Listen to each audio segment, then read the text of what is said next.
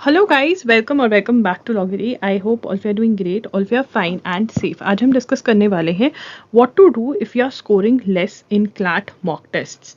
Right, तो ये बहुत ही डिटेल्ड वीडियो होने वाला है, बट मैं इस वीडियो को बहुत ही छोटा रखने की कोशिश करूंगी सो दैट आप जल्दी से इस वीडियो को देख लें और जो भी मैं आपको सोल्यूशंस बता रही हूँ वो आप अप्लाई करें।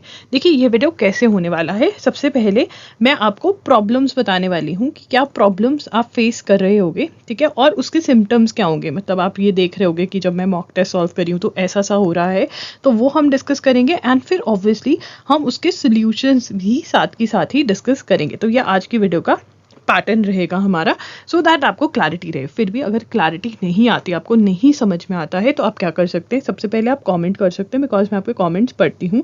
मैं ट्राई करूँगी रिप्लाई करने का, ठीक है। अगर वहाँ पर रिप्लाई नहीं आता है तो आप Q&A सेशन ज्वाइन कर सकते हैं मेरा, जो हर संडे को 11 AM या 11 के अराउंड होता है। इसी यूट्यूब चैनल पर लाइव सेशन होता है, question and answer session free में होता है, ठीक है। आप मेरे को इंस्टा पे मैसेज कर सकते हैं @IamLogri पर, ठीक है। एंड ऑल्सो आप मेरे साथ 1-on-1 सेशन बुक कर सकते हैं, या फिर आप मेरे मेंटरशिप प्रोग्राम का भी पार्ट बन सकते हैं, यहाँ जहाँ पर मैं आपको मेंटोर करूँगी। उसका लिंक आपको डिस्क्रिप्शन बॉक्स में मिल जाएगा, ठीक है। मेंटोरशिप प्रोग्राम्स और 1-on-1 सेशन जो है वो पेड है, बाकी ये जो भी फ्री वाला एस्पेक्ट था वो मैंने आपको बता दिया है, ठीक है। इस चैनल को ज़रूर सब्सक्राइब करें, वीडियो को लाइक करें, जो भी आपके प्रॉब्लम्स हैं उनको कमेंट में ज़रूर ड्रॉप करें, क्योंकि मैं ट्राई करूँगी उसके ऊपर आपके लिए वीडियो ज़रूर लेकर आऊँ। चलिए स्टार्ट करते हैं आज के सेशन के साथ। मैं सबसे पहले बताना चाहूँगी कि प्रिपरेशन के अंदर 2 टाइप से बच्चे मॉक टेस्ट करते हैं क्लैट के लिए। एक तो वो डायरेक्टली स्टार्ट ही मॉक टेस्ट से करते हैं कि मॉक टेस्ट सॉल्व करना स्टार्ट करते हैं, और दूसरा है कि वो कॉन्सेप्ट क्लैरिटी पे वर्क करते हैं, कैसे क्वेश्चन सॉल्व करना है, टॉपिक्स पढ़ते हैं और फिर उनकी प्रैक्टिस कर कर सेक्शनल टेस्ट लेते हैं और फिर full length mock test solve करते हैं। देखिए कोई भी तरीका ये नहीं है कि ये गलत है ये सही है, दोनों ही तरीके बहुत सही हैं, बहुत अच्छे हैं। जो आपके लिए वर्क करता है आपको उसके लिए जाना चाहिए। तो फर्स्टली मैं उठा रही हूँ उन बच्चों का जो डायरेक्टली मॉक टेस्ट सॉल्व करने लग जाते हैं, ठीक है। तो अगर आप you are solving mock test directly, ठीक है, तो अब आपके प्रॉब्लम क्या आ सकती है, कॉन्सेप्ट नॉट क्लियर। अब ये कैसे पता चलेगा कि भाई कॉन्सेप्ट क्लियर नहीं है? अगर आप गेस वर्क बेस्ड आंसरिंग कर रहे हो, ठीक है, रीजनिंग बेस्ड आंसरिंग नहीं कर रहे हो, तुक्का लगा रहे हो, ठीक है, और वो तुक्का कभी लग रहा है कभी नहीं लग रहा, तभी आपका जो स्कोर है कभी बहुत ऊपर जा रहा है और कभी बहुत नीचे जा रहा है, ठीक है। कंफ्यूज्ड इन 2 ऑप्शंस, आप 2 ऑप्शंस के बीच में कंफ्यूज हो जाते हो। मान लो आपने कॉन्सेप्ट पे काम किया है, बट फिर भी आप कंफ्यूज हो रहे हो 2 ऑप्शन में, इसका मतलब कॉन्सेप्ट क्लैरिटी अभी भी वीक है, उसके ऊपर काम करना पड़ेगा। जब मैं कॉन्सेप्ट क्लैरिटी की बात करती हूँ उसका मतलब क्या है, मैं बात कर रही हूँ हाउ टू सॉल्व, ठीक है, आपको पता होना चाहिए। देखिए जब हम क्लैट एग्जाम की बात करते हैं तो जो क्लैट एग्जाम है ना, वो ऐसा एग्जाम है जहाँ पर हमें ये सीखना है कि क्वेश्चन सॉल्व कैसे करना है और उसी की प्रैक्टिस करनी है, क्योंकि यहाँ पे लर्निंग तो सिर्फ करंट अफेयर्स में हो रही है, बाकी सब में तो हम बस सीख रहे हैं कि क्वेश्चन सॉल्व कैसे करना, और फिर करंट अफेयर्स की नॉलेज के बेसिस पे और जो हमने पढ़ा है उसकी बेसिस पे और की जो क्वेश्चन सॉल्व करने के बेसिस पे इस सबको ऐड करके हम क्वेश्चन लगा रहे हैं। तो ये आपको बात समझनी पड़ेगी कि अगर कॉन्सेप्ट क्लैरिटी नहीं है, इसका मतलब कि आपने हाउ टू सॉल्व वाले पार्ट पे काम नहीं किया है, ठीक है। और उस पे काम कैसे कर सकते हैं, वो आप हाउ टू प्रिपेयर वाली वीडियोस देख लीजिए, मैंने वहाँ पे हर सब्जेक्ट का स्टेप वाइज बताया हुआ है कि आप ऐसे ऐसे कॉन्सेप्ट पे काम कर सकते हैं। वहाँ पे मैंने रिसोर्सेज भी डिस्कस किए हुए हैं, बहुत सारे तो फ्री रिसोर्सेज हैं जो आप बड़ी इजीली डाउनलोड कर सकते हैं और उनको पढ़ सकते हैं, ठीक है ना। अब यहाँ पर आप कैसे काम करें, देखिए यहाँ पर आप अगर मॉक टेस्ट ले रहे हैं तो ये आपका फ़ायदा कैसे हो सकता है मॉक टेस्ट सॉल्व करने का, ऐसे कि आपको पता होगा कि हाँ ये वाली चीज़ें तो मेरे से हो रही है। मान लो आपकी इंग्लिश रीडिंग कॉम्प्रिहेंशन बहुत बढ़िया है, आपको प्रॉब्लम लॉजिकल रीजनिंग में आ रही है, कंक्लूजन अजम्पशंस नहीं समझ में आ रहा है, तो आप सबसे पहले वो सब्जेक्ट उठाइए, उस पर काम कर सकते हैं, ठीक है। अब 2 तरीके हैं, या तो जब आप मॉक टेस्ट दे रहे हैं आप अपने वीक टॉपिक्स को पहले काम करिए, या फिर आप स्ट्रॉन्ग टॉपिक को देखिए कि हाँ ये थोड़ा सा तो आता है। मान लो 50% तो ये आपका ऑलरेडी रेडी है, 50% अगर और काम कर दिया तो स्ट्रांग हो जाएगा, तो वो भी कर सकते हो, जो आपको कॉन्फिडेंस देगा कि हाँ यार मेरे 2 सब्जेक्ट्स तो हो गया, बाकी जो वीक है उस पर काम कर रहे हैं। मैं आपको कहूंगी कि स्ट्रॉन्ग सब्जेक्ट्स को पक्का करके साइड पे कर दीजिए और फिर वीक पे काम करिए, क्योंकि वीक जितना फिर आपका टाइम लगेगा वो लगेगा, कम से कम आप फ्री तो हो जाओगे कि इतने मेरे हो गए हैं। बहुत सारे बच्चे मॉक टेस्ट सॉल्व कर रहे होंगे, do not know what they are asking, ठीक है, मतलब आपको पता ही नहीं कि यार ये पूछ क्या रहे हैं, कंक्लूजन पूछ रहे हैं, आपने अपने मन में अपनी ही डेफिनेशन बना दिया, आपने कभी बुक में से पढ़ा ही नहीं है कि कंक्लूजन, इन्फ्रेंस, असम्पशन, आर्ग्यूमेंट्स इनका मतलब क्या होता है, ठीक है। आपने लीगल जो है एक बार आपने tort, contracts, criminal law basic नहीं पढ़ा है, आपने बेसिक क्वेश्चंस लीगल रीजनिंग के सॉल्व ही नहीं करे, बस आप डायरेक्ट मॉक टेस्ट दे रहे हो और फिर बस मॉक टेस्ट पे मॉक टेस्ट दे रहे हो और कुछ नहीं कर रहे हो।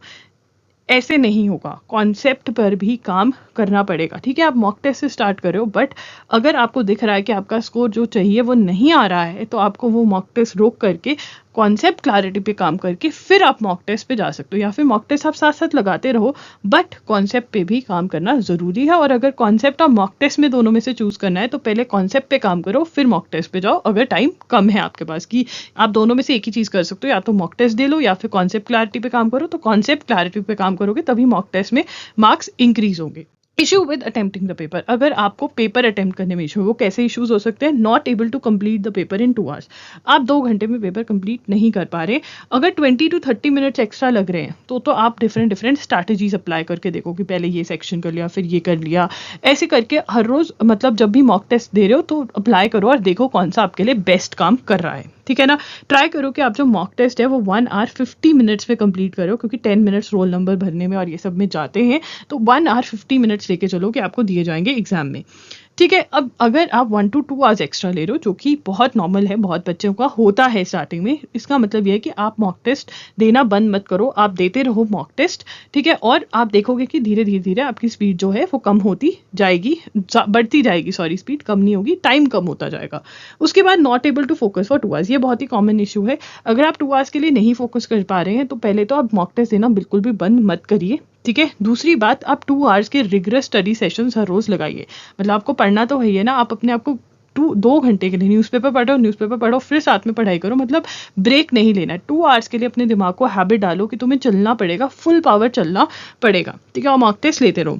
स्लो रीडिंग स्पीड है आपकी, ठीक है ना, आपको पता है यार मेरा मॉक टेस्ट इसलिए कंप्लीट नहीं हो पा रहा है क्योंकि मेरी रीडिंग स्पीड बहुत स्लो है, तो उस पर काम करेंगे हर रोज। अगर आप मेरे साथ न्यूज़पेपर एजुगिरी पर लगा रहे हैं, ठीक है, मान लो, या फिर एजुगिरी पर या कहीं पर भी एनालिसिस फॉलो कर रहे हैं, ठीक है, तो उसके बाद जो एनालिसिस है उसमें तो आपका 1 hour 30 मिनट्स के अंदर आपके मेरे साथ तो नोट्स भी बन जाते हैं, आप रिवाइज भी कर सकते हो बचे हुए टाइम में, अंडरस्टैंडिंग भी हो जाती है। ठीक है, बाकी 30 मिनट्स और के अंदर आप अपने एडिटोरियल्स पढ़िए। ठीक है, वो जो द हिंदू के अंदर एडिटोरियल्स आते हैं, हर रोज आपके अराउंड 6 to 7 एडिटोरियल्स आते हैं। 30 मिनट्स में आप जितने पढ़ सकते हो उतने पढ़िए, एंड मोर ओवर ट्राई करिए कि ज़्यादा से ज़्यादा आप एडिटोरियल्स पढ़ पाएँ। 30 मिनट्स में एक टाइम पे आप सारे के सारे एडिटोरियल्स कर सकते हैं, इतनी स्पीड आपकी बड़े आराम से बन जाती है। ठीक है, बट आपको सारा एडिटोरियल पढ़कर समझना है, ये आप ट्राई करिए। 30 मिनट्स में जितना ज़्यादा हो सके उतनी अपनी स्पीड बढ़ाने की कोशिश करें। वोकैबुलरी के लिए देखिए, न्यूज़पेपर जब आप पढ़ रहे हैं, साथ साथ में जो इंपॉर्टेंट वोकैब वर्ड्स हैं वो आपको कवर करने पड़ेंगे।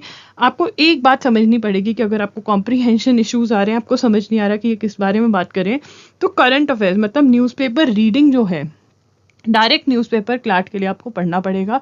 अगर आप मैगजीन पढ़ रहे हो, न्यूज़पेपर नहीं पढ़ रहे हो, तो फिर आपको कॉम्प्रीहेंशन इश्यूज आएंगे, क्योंकि अल्टीमेटली जो सोर्स ऑफ इंफॉर्मेशन है क्लैट का, चाहे वो कोई भी सेक्शन आप सॉल्व कर रहे हो, वो करंट अफेयर्स है, और करंट अफेयर्स का जो सोर्स मेन है वो न्यूज़पेपर है।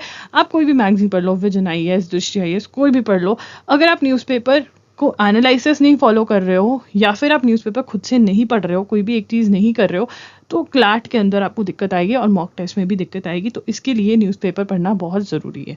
उसके बाद है फियर और एंग्जाइटी। ठीक है, आप अटेम्प्ट करने बैठते हो, आपको ऐसा डर लग जाता है ना कि आपको कुछ सोचा नहीं जाता। बहुत सारे बच्चे होते हैं, अगर वो अलग से क्वेश्चन लेते हैं तो बहुत आराम से, बहुत ईजिली, बहुत जल्दी, बहुत बहुत कूलली वो सॉल्व कर पाते हैं। जैसे ही वो मॉक टेस्ट में आता है, उनको अलग सा ही डर पड़ जाता है। इसके लिए मैं आपको ये कहूँगी कि आप करिए मॉक टेस्ट सॉल्व। इस डर को आपको हैंडल करना आना चाहिए, और वो कैसे हैंडल होगा, आप एक्सेप्ट करिए कि हाँ मुझे डर लगता है।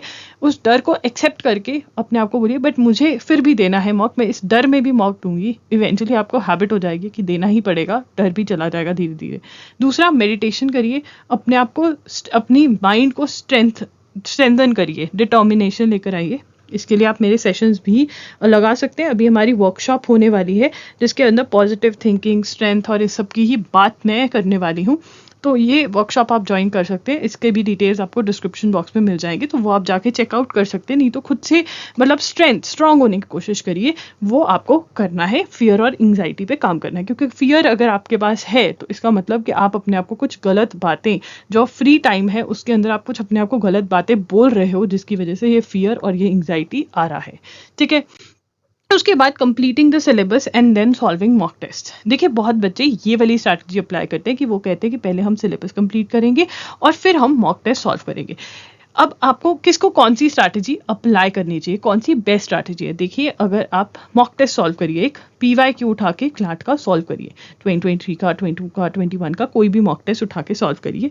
अगर तो आपको लगता है कि हाँ यार ये पेपर मेरे से हो जाएगा, कुछ सेक्शंस ठीक लग रहे हैं, कुछ बेकार लग रहे हैं, कुछ समझ नहीं आए, बट कुछ सेक्शंस मोस्टली ऐसा लग रहा है कि हाँ ठीक है, अगर पढ़ेंगे तो हो जाएगा, तो आप पहले वाली स्ट्रैटेजी अप्लाई कर सकते हैं कि मॉक टेस्ट दें ताकि और अच्छे से कुछ कुछ समझ में आए खुद से ही, एंड फिर थोड़ा कॉन्सेप्ट क्लैरिटी पे काम कर लें। ठीक है, अगर आपका पेपर देकर ये था कि ये क्या है, कि क्या पूछ रहे हैं, ये कैसे करना है, मतलब बिल्कुल ही लॉस्ट वाला सीन था, तो फिर इसका मतलब आपको कॉन्सेप्ट समझने पड़ेंगे। कॉन्सेप्ट के अंदर how to solve the questions, again how to video, अगर आप मेरी देखोगे क्लैट के how to prepare for CLAT वाली वीडियोस कोई भी उठा के देखोगे तो वहाँ पे मैंने स्टेप बाय स्टेप बात करी हुई है। सिलेबस वाली वीडियो उठाकर आप मेरी देख सकते हो, वहाँ पे भी मैंने स्टेप बाय स्टेप बात करी हुई कि कैसे आपको प्रिपेयर करना है फॉर दिस एग्जाम।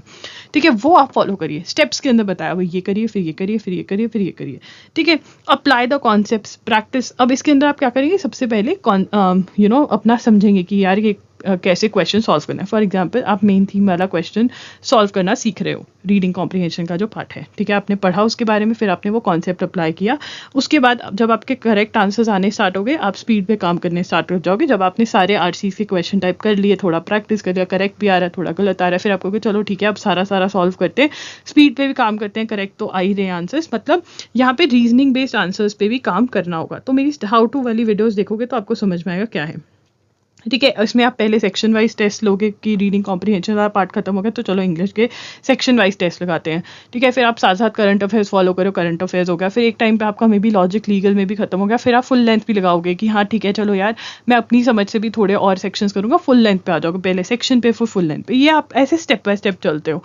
अब यार ये ज़रूरी नहीं है कि आप वो पिछले वाला मेथड से ये वाला, मैं बार बार कह रही हूँ, मैंने बहुत सारे बच्चों से बात करी है जिनका पेपर क्लियर हुआ है और मुझे ये समझ में आया है कि जिसको जो वर्क करता है ना वो वैसा करे, कोई भी फिक्स्ड रास्ता नहीं है। ठीक है, पहुँचना तो यहीं पे है, NLU ही जाना है। ठीक है, कोई यहाँ से पहुँच रहा है, कोई यहाँ से पहुँच रहा है, कोई यहाँ से, कोई यहाँ से, कोई यहाँ से, देखो अल्टीमेटली यहाँ पहुँचना है हमें, NLU। ठीक है, जैसे मर्जी पहुँचो, बट हाँ ये ज़रूर है, ये मत सोचना कि अकेला मॉक टेस्ट सॉल्व करने से हो जाएगा, कॉन्सेप्ट क्लैरिटी पे काम करना पड़ेगा। बिकॉज वन मिस्टेक जो बहुत सारे बच्चे कमिट करते हैं कि वो सिर्फ और सिर्फ मॉक टेस्ट सॉल्व करते हैं और कुछ भी नहीं करते, उससे नहीं होगा। ठीक है, आपको कॉन्सेप्ट क्लैरिटी पे काम करना पड़ेगा, एक कॉन्सेप्ट क्लैरिटी और दूसरा न्यूज़पेपर, इसके बिना क्लैट क्लियर होना नामुमकिन है। When should I start solving mock tests? ये भी पूछे जाने वाला क्वेश्चन है।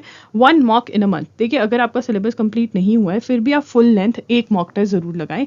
अब बहुत सारे बच्चे क्या होते हैं, उनके जब 10, 20, 30, 40 मार्क्स आते हैं वो अलग ही शौक में चले जाते हैं कि भाई ये क्या हो रहा है, एज इफ ये आपके परमानेंट मार्क्स है, एज इफ ये वाला मॉक टेस्ट NLU वालों को जाएगा और इसी बेस पे आपकी सिलेक्शन होगी। यार ये तो अभी का स्कोर है ना, अभी तो तुम प्रिपेयर कर रहे हो, ये तो मार्क्स बढ़ेंगे, खुश हो जाओ इन नंबर्स को देखकर कि ये तो आ रहा है, ये तो मिल रहा है मुझे, अब इसमें ऐड करना। और ठीक है, खुशी खुशी होनी चाहिए। आप ये मॉक टेस्ट क्यों लगा रहे हो, आप पैटर्न को समझने के लिए लगा रहे हो, आपको इंश्योर करना है कि जो आप पढ़ रहे हो वो मुझे हेल्प कर रहा है पेपर सॉल्व करने में। ठीक है, अगर मैं न्यूज़पेपर पढ़ रही हूँ और जब मैं मॉक टेस्ट लगा रही हूँ मुझे दिखना चाहिए कि हाँ मैं न्यूज़पेपर पढ़ के मुझे मदद मिल रही है, उससे मुझे मोटिवेशन मिलेगी कि हाँ मुझे हर रोज़ वो न्यूज़पेपर की 1 घंटे की 1 आवर की क्लास लगानी है। अगर आपको नहीं पता, मैं एजुगिरी जो कि यूट्यूब चैनल है वहाँ पे द हिंदू का एनालिसिस करवाती हूँ, 6 PM पर लाइव क्लास होती है, उसके बाद आप रिकॉर्ड लेक्चर भी देख सकते हैं। ठीक है, तो वो आपको मोटिवेशन देता है। अब जो बच्चे मॉक टेस्ट सॉल्व करते हैं वो आके बोलते हैं हाँ हमने न्यूज़पेपर पढ़ा, हमारे मॉक टेस्ट की करंट अफेयर सेक्शन में इतना आया, फिर वो मॉक टेस्ट क्योंकि इतना स्कोर आ रहा है वो मोटिवेटेड रहते हैं कि वो 1 आवर की क्लास हमें मिस नहीं करनी है, क्योंकि उनको दिखता है कि मॉक टेस्ट की क्लास इधर से मिस हुई उधर से हमारे स्कोर डाउन जाएगा, तो वो मोटिवेशन मिलती है और आपको पता चलता है I you on the right track or not.